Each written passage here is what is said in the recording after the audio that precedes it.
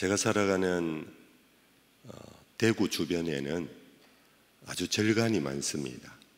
그 가운데 대표적인 기도 처소가 갓바위라는 곳이 있는데 요즘 거의 문전성시입니다. 갓바위는 부처님 머리 위에 갓이 올려져 있어서 거기에 와서 기도하면은 입시 시험에, 취업 시험에 아주 효험이 있다고 전국적으로 알려져 가지고 전국의 불자들이 이 10월 되면은 9월 되면은 와서 기도하는 도량이 있습니다. 근데 그곳은 아주 높은 곳에 있어서 계단이 아주 많습니다.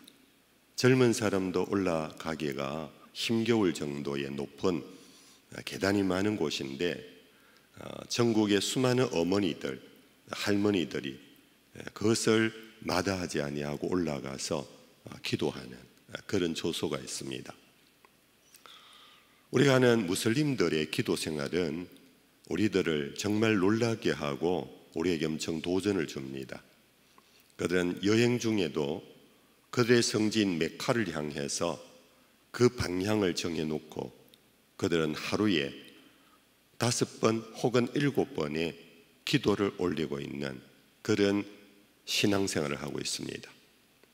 오늘 우리 기독교회가 새벽 기도를 하고 금요 기도를 하고 수요 기도를 한다고 해서 우리가 기도를 가장 많이 하고 우리만 기도하는 것처럼 생각하지만은 실상 종교계의 뚜껑을 열어보면 종교라는 것 자체가 비는 겁니다. 종교라는 것 자체가 복을 구하는 기복이 거의 근본입니다. 그래서 만약에 올림픽처럼 스포츠 경기처럼 한다면, 기도의 스포츠를 만약 한다면 우리 기독교의 성도들이 금메달 타기가 어렵습니다. 그만큼 이방인들의 기도 생활이 우리보다 더 열정적이고 더 많은 기도를 하고 더 높은 곳에서 기도하고 더 깊은 그런 골방에 들어가서 기도를 하고 있기 때문입니다. 주님 가르치신 기도를 우리는 모든 교회가 예배 중에 하거나 개인적으로 이 주님 가르치신 기도를 통하여 기도하는 성도들이 많습니다. 주님 가르치신 기도는 성경에 복음서에 2곳에 기록되고 있는데, 하나가 오늘 이 본문 마태복음 6장인데 이른바 산상수훈이라 하는 산에 오르시고 앉으시사 자기에게 나오는 자들에게 입을 열어 가르쳐 가라사대 심령에 가난한 자는 복이 있도다 천국이 저들의 것이라고 하는 팔복으로부터 시작된 이 산상수훈의 한가운데 기도의 가르침을 담고 있습니다. 그러니까 설교 중에 기도의 설교가 포함되어 있는 거지요. 그런데 또 다른 한 곳은 누가복음 제11장인데 이 누가복음 제11장에 보면은 조금 마태복음과 좀 다른 그런 배경을 담고 있습니다. 11장 1절에 보면 예수님께서 한적한 곳에서 기도하고 계실 때에 제자들이 예수님에게 찾아옵니다. 세례자 요한도 그의 제자에게 기도를 가르쳐 주는데, 선생님, 우리에게도 기도를 가르쳐 주옵소서. 그 기도의 교훈을 요청을 합니다. 그때 예수님께서, 이것은 그냥 제가 사이간에 넣어 보는 겁니다. 얘들아, 기도를 가르쳐 달라니 기도는 열심히 하는 거야. 기도는 열정적으로 하는 거야. 뜨겁게 하는 거야. 기도는 많이 하는 거야. 기도는 진심을 담아서 해야 하는 거야. 이렇게 한마디로 기도의 가르침의 요청 앞에 답하지 아니하시고 그 요청의 마음을 아시고 너희는 이렇게 기도하라 하시고는 주님이 기도를 가르쳐 주시는 그런 본문으로 되어 있습니다. 신학을 조금 공부하거나 성경 공부를 조금 하신 분들은 기초적으로 아는 것이 이 누가복음을 기록한 누가라는 사람이 사도행전까지 기록했습니다. 사도행전은 여러분들 아시는 대로 성령의 강림으로부터 시작해서 끝까지 성령의 행전으로 성령이 사도들에게 임하시고 성령이 제자들에게 임하시고 그래서 복음을 전하는 그런 성령 행전이라 하는 별칭을 갖고 있습니다.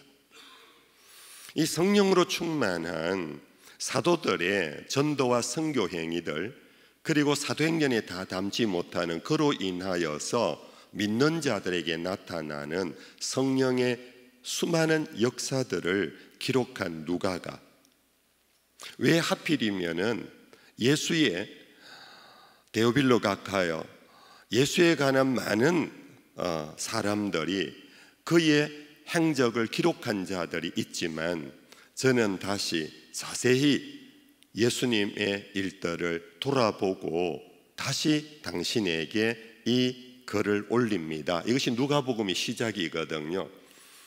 그것은 굉장히 의도가 있고 목적이 있는 그런 누가복음서의 저자의 태도였습니다. 그러므로 바로 이 누가복음 11장에서 제자들의 요청에 응답하는 식으로 너희는 이렇게 기도하라 한 것은 굉장히 오늘 우리가 기도를 어떻게 왜 해야 하는가에 대한 핵심적인 의도를 우리는 여기에서 발견할 수 있고 해야 합니다.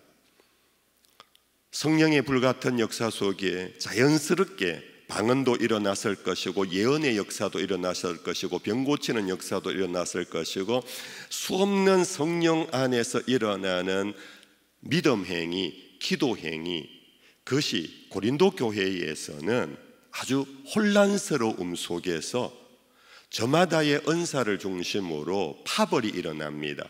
나는 아볼로파다, 게바파다, 바울파다, 심지어 예수파라고 하는 사람들의 무리까지 일어나면서 그래서 성령의 역사가 혼란스럽자 거기에서 사도 바울은 고린도전서 제12장과 13장, 14장을 이어서 성령의 은사에 대하여서 정리해 주는 이제 그런 말씀들을 여러분들이 아실 것입니다.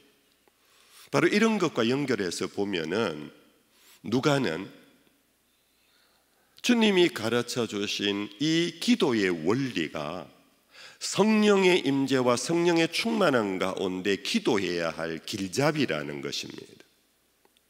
우리가 성령 충만하다고 해서 예수님이 가르쳐 주신 기도의 원리를 배척하거나 버리거나 나는 신령한 음성으로 나는 방언의 기도를 한다, 나는 주님과 직통계시에서 주님과 만나서 대화한다, 이러한 어리석음, 이러한 위험을 누가는 그의 복음서 기록을 통해서 주님이 가르쳐 주신 이 기도를 기록함으로써 그걸 미리 예방하는, 아니 어떻게 말하면 선도해가는 그런 의도와 목적을 갖고 있다. 제가 서론이 좀 길었습니다만은 이 서론이 긴 까닭은 여러분들 주님 가르치신 기도는 우리의 기도 생활과 영적 생활, 신앙 생활이 굉장히 중요하다는 겁니다. 다른 말로 말하면은 배운 대로 기도하라는 겁니다. 자기 마음대로 기도하지 말고 배운 대로 주님이 가르쳐 주신 대로 기도하라. 내가 성령에 충만하다 할지라도 주님이 가르쳐 주신 기도의 원리에서 벗어나면 안 된다. 그 원리를 따라 오히려 성령이 너희에게 정말 참된 성령이 임했다면 주님이 가르쳐 주신 기도의 원리대로 기도의 영으로 너희의 기도를 이끌어 갈 것이다. 우리 한성교회가 그런 충만한 기도의 깊은 교회가 될 수 있기를 축복합니다. 저는 오늘 새벽에는 하나님과 아버지 앞에서 기도하라. 우리 예수님께서 너희는 이렇게 기도하라 하시고는 하늘에 계신 우리 아버지요. 기도는 청원으로부터 시작됩니다. 이것은 곧 내가 누구에게 기도하는가를 명확히 하고 기도를 시작해야 한다는 겁니다. 내 기도를 들으시는 분이 누구인가를, 나는 누구 앞에서 기도하는가를 그 의식 없이 기도를 시작하면 중언부언할 수 있게 되고, 혹은 마태복음에 나오는 것처럼 길거리에서 사람들에게 보이기를 원하는 마음으로 그렇게 기도하는 외식자가 되기 쉽다. 너희는 기도할 때 사람 앞에서 하는 것이 아니고 사람 들으라고 하는 것이 아니라 이 기도는 하늘에 계신 우리 아버지에게 올리는 기도이고 그 순간 나는 하늘에 계신 우리 아버지 앞에서 앉거나 서거나 어떠한 자세이든 간에 그분 앞에 나는 존재하는 순간이라는 것을 여러분들은 기억하셔야 합니다. 첫째, 우리는 하늘에 계신, 이 말은 하나님의 자리가 오늘의 물리학적인 우주 공간 속에 어디라는 것을 의미하는 것이 아닙니다. 그렇다고 해서 거기에 없다라고 말하는 것도 아닙니다. 우리는 하나님이 계신 그곳을 모른다고 하는 것이 정직합니다. 천왕성인지 혹은 은하수 그 너머에 수억 광년 넘어 우리가 아직도 발견하지 못한 우주의 끝자락인지 그는 모릅니다. 그러나 한 가지 분명한 것은 하늘이라는 이 언유는 땅과 다른 자리라는 겁니다. 땅의 존재인 육체를 갖고 있는 우리와 내 기도를 들으시는 하나님의 존재 자리가 다른 것입니다. 이것을 신학적인 철학적인 용어로 치면은 하나님은 초월하신 존재입니다. 이 땅에 보이는 세계, 물질적인 세계, 만져지는 세계 속의 존재자가 아닌 초월하신 분이십니다. 여러분들, 초월이라는 이 말을 우리가 많이 사용하면서도 사실 초월자와 나와의 관계를 별로 이해를 잘 못하십니다.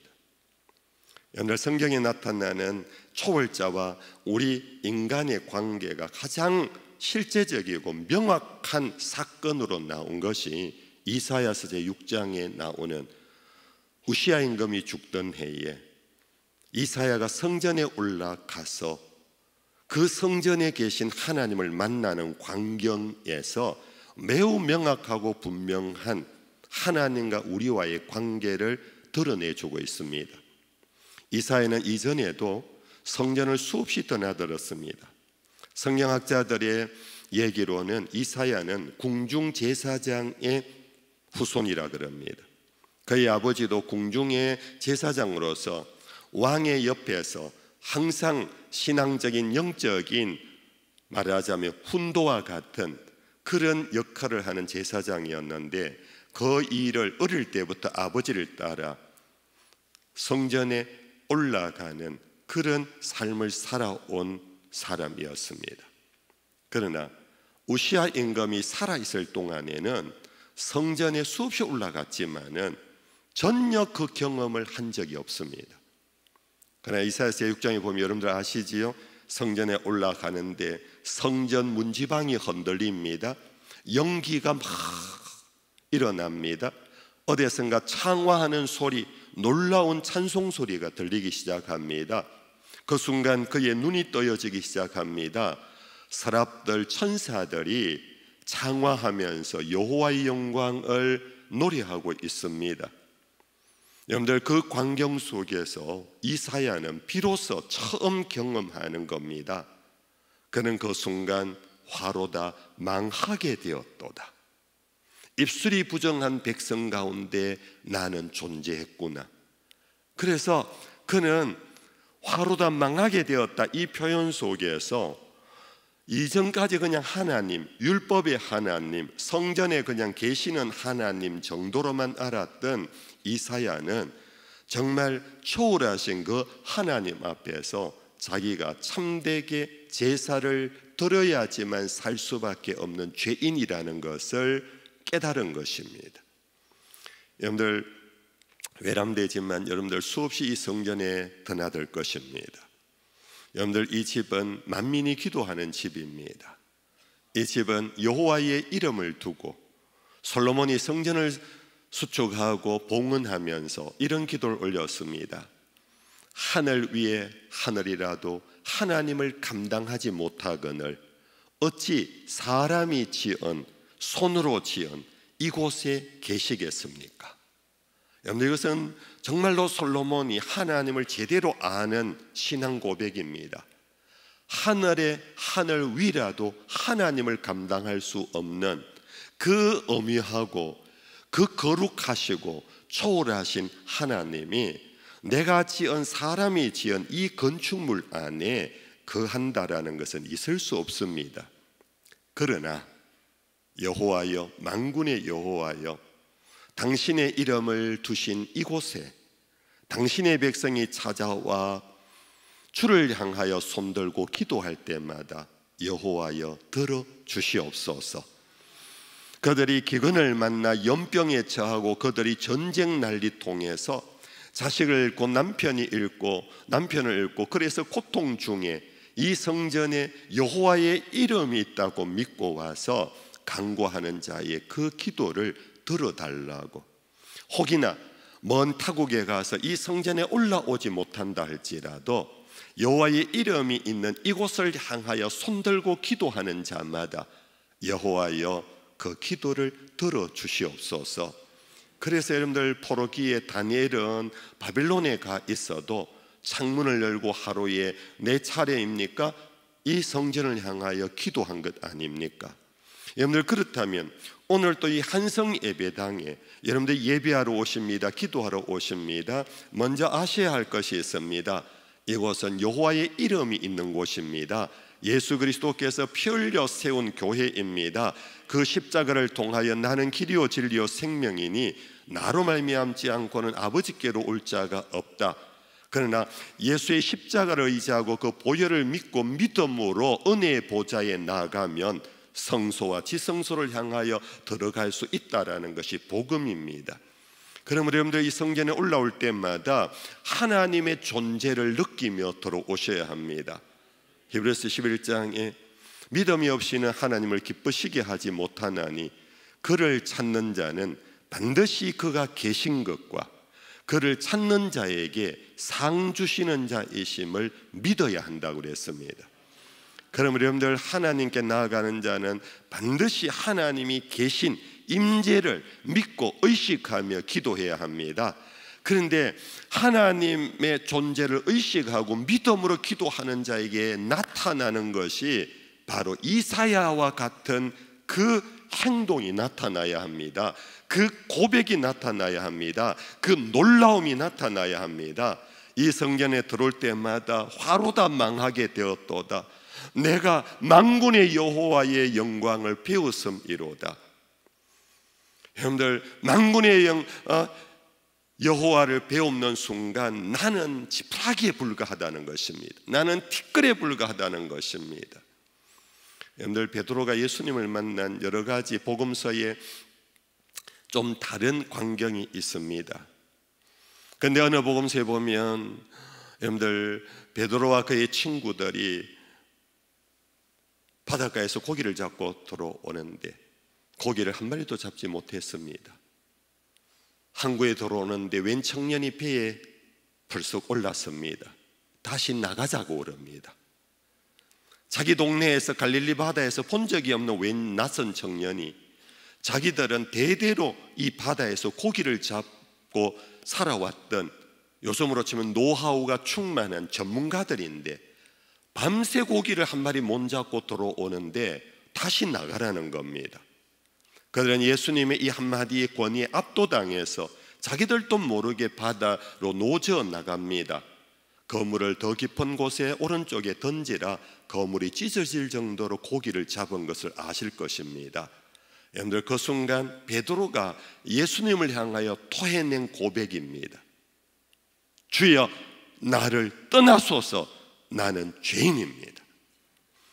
고기를 잡는 이 사건은 단순히 고기를 많이 잡고 어떻게 잡았는지 하여튼 이건 기적이다, 그 정도가 아닙니다.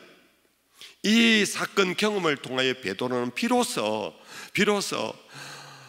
가이사랴 빌립보에서 돌아올 때 사람들이 나를 누구라 하느냐 하는 질문 앞에 어떻고 저떻고, 그러면 너희는 나를 누구라 하느냐, 주는 그리스도시요 살아계신 하나님의 아들입니다.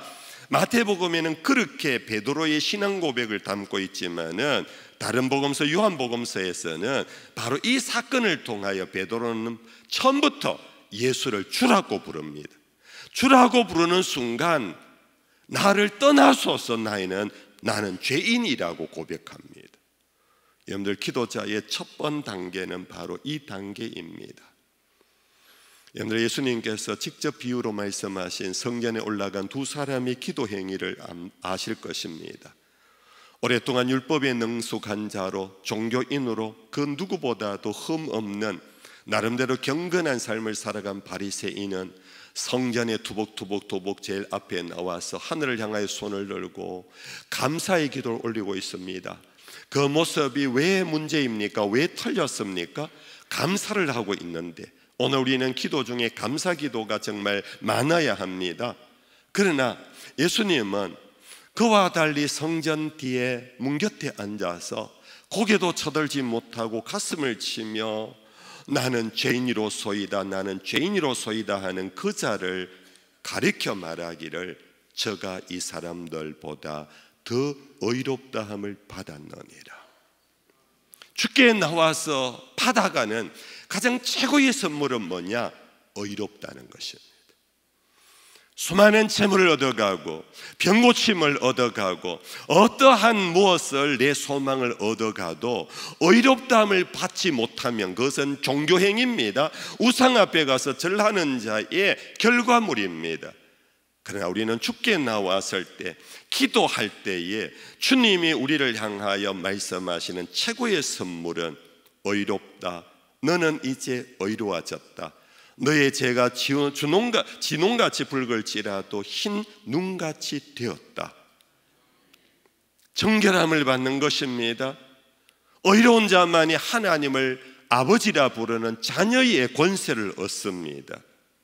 그래서 두 번째로, 이렇게 하늘에 계신 초월적인 존재, 거룩이라는 것은 구별이라는 겁니다. 나와 전혀 다른, 우리 인간과 전혀 다른 거룩하신 하나님을 만나면 두려움에 빠져서 고개도 쳐들지 못하는 그 첫 순간에 예수님은 이어서 가르치신 겁니다. 하늘에 계신 자를 만났느냐? 그런데 그를 아버지라 부르고 기도하라는 겁니다. 하늘에 계신 우리 아버지요. 오늘 우리는 신비 종교의 기도자가 아닙니다. 초월하신 그분을 만나는 단순한 절대 타자 앞에 그냥 무릎 꿇는 존재로 끝나는 것도 아닙니다. 주님의 기도의 원리는 그분 앞에 나는 죄인이요, 나는 무능한 존재요, 나는 당신 없이는 아무것도 할 수 없다라는 고백을 하면서 동시에, 그러므로 당신은 나의 아버지십니다. 나를 의롭다 해주시고 나를 아픔에 안아주신 아버지. 누가복음 제15장에 나오는 탕자 탕부의 비유 속에 그 아버지, 천부의 어지 없어서 손들고 옵니다. 이 죄인 허랑방탕하게 살았습니다. 남들은 나를 주목하여 대단한 인물이라 하지만은 주님의 성전에 올라오는 순간 나는 버러지 같습니다. 나는 티끌입니다. 그러나 당신의 독생자의 보혈로 나를 씻어주시고 용서해 주시며 나에게 믿음의 선물을 주셔서 순간 내가 당신을 아버지라 부를 수 있게 해주셨습니다. 아버지, 아버지, 아버지. 이것이 바로 기도하는, 오늘 우리 그리스도인이 기도할 때에 믿고 올려야 하는 하나님의 호칭입니다. 그럼 우리 여러분들, 주님 가르치신 기도의 이 첫 부분에서 정말로 어찌 보면 모순적인, 그러나 여러분들 이 거룩한 신비의 긴장감 속에서 기도해야 합니다. 기도하는 내내 긴장이 됩니다. 하나는 초월적인 하나님 앞에서 버러지 같은 존재이지만 동시에 나는 그분을 아버지라 부르는 아버지와 초월자의 이 긴장 속에서 그때 나는 겸손해질 수 있습니다. 그때 나는 주님 앞에서 내 마음을 다하고 뜻을 다하고 마음을 다하는 마음으로 주께 예배할 수가 있습니다.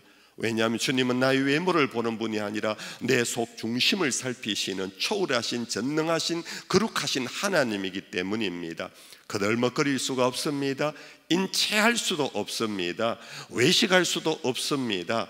그러나 동시에 그분 나의 아버지십니다. 우리는 그분의 자녀입니다. 여러분들, 그러므로 이 원리 속에서 기도는 누가 할 수 있느냐? 기도의 자격자는 목사기 때문이 아닙니다. 기도의 자격자는 여러분들 검식하기 때문이 아닙니다. 기도를 할 수 있는 자는 그분의 자녀만이 할 수 있습니다. 하나님을 아버지라 부를 수 있는 자만이 기도할 수 있습니다. 그러므로 예수 그리스도를 영접하고 믿지 않는 자는 기도를 아무리 많이 해도 앞서 말씀드렸던 이방 종교인들의 그 기도가 우리보다 훨씬 많고 뜨겁다 할지라도 그 기도를 들으시는 하나님은 그들의 아버지가 아니기에 그들의 기도는 허공을 치고 끝나는 것입니다. 우리는 주여 나는 죄인입니다. 이 아들이 또 왔습니다. 주님 부끄럽습니다. 주님 그럼에도 불구하고 오늘 제가 주님을 찾아온 것 아버지여 당신은 아시지요? 하고 한마디만 해도 아버지는 아들의 있어야 할 것을 미리 아시고 아들의 마음에 간절한 소망과 희망을 담고 올리는 그 기도에 하나님은 반드시 응답하시는 것입니다. 이것은 저의 얘기가 아닙니다. 저의 신학이 아닙니다. 성경이 우리에게 내 이름으로 기도한 것마다 이미 받은 줄로 믿어라, 들은 줄로 믿어라. 내 이름으로 기도한다. 우리가 왜 기도 끝자락에 예수님 이름으로 기도합니다라는 이 말을 왜 붙입니까? 이게 기도의 주문입니까? 예수의 이름이라는 것은 예수의 보혈을 의미합니다. 예수의 이름의 의미가 뭡니까? 자기 백성을 저희 죄에서 사한 자입니다.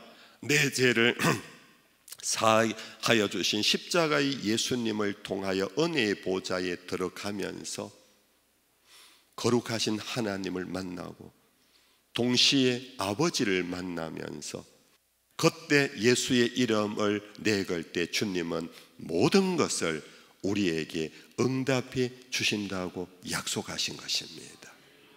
이 새벽에 오신 여러분들, 지난밤에 잠이 부족했죠. 오늘 혹시 하품하며 어디 가서 졸 수도 있습니다. 그러나 운전대 잡고는 절대 졸지 마십시오. 하나님이 여러분들 지켜주실 줄로 믿습니다. 그러나 하늘에 계신 그분이 눈동자같이 우리를 살피시고 우리의 가는 곳마다 우리와 함께 동행하시는데 어미하시고 놀라운 그런 절대자 존재이면서 동시에 아빠 아버지처럼 우리 곁에서 우리를 살피시고 우리의 부족이 없도록 채우시고 우리를 의의 길로 인도해 주심을 여러분들 확신하고 오늘도 그런 기도자로 마음껏 기도하시고 여러분들 삶의 부요한 자가 될 수 있기를 주 예수의 이름으로 축복합니다.